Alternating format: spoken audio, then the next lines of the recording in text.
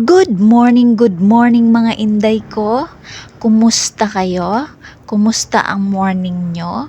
Ayan, nandito na naman ako sa inyong harapan. Kakain tayo. Ayan, may kanin. Ang ulam natin is okra and kamatis kasi no budget na tayo mga inday ko with sausawan, toyo and suka. Yan.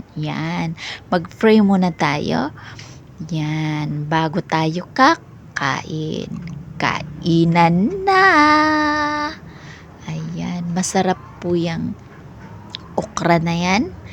Is malutong-lutong pag kinain mo, pero parang medyo gurang-gurang na siya, konti lang. Pero kaya pa siyang kainin, mga inday ko. Kumusta ang Friday nyo, mga inday ko?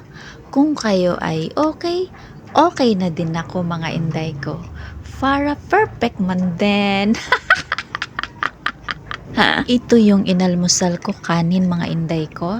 Kasi para pangpalakas at no budget na rin tayo mga inday ko. Kaya ganyan lang po ang pagkain natin. Pero masustansya po yan mga inday ko.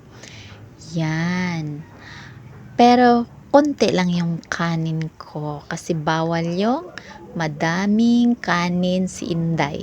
Sa hindi po nakakaalam kung bakit ganyan yung mga pagkain ko at mga iniinom ko, mga inday ko, dahil sa ako ay may karamdaman sa hindi nakakaalam.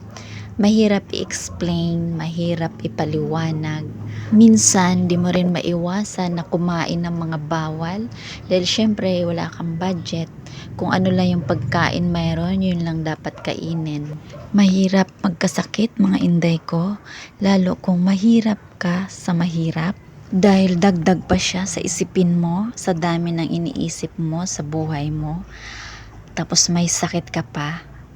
Nakaka-stress po talaga. Marami mang pagsubok sa buhay mga inday ko, pero laban lang tayo. And gawing masaya ang buhay at huwag kalimutang ngumiti. At higit sa lahat, mag-pray kay God kasi siya lang po ang nakakaalam ng lahat. Ang drama ko na mga inday ko, pero yan po ang totoo. Wala po akong nilagang herbal ngayon kasi hindi ako nakabili. Kasi syempre, mga inday ko, kung wala kang budget, hindi ka rin makabili. Kahit sabihin mong 10 piso lang yung malunggay, syempre, binibili mo pa rin yan. Pero kahit papano, makabili ka ng 10 piso, di ba mura na yon? O hanggang dito na lang mga inday ko sa susunod namang mga video ko. Sana i-like, follow, and share. Bye-bye!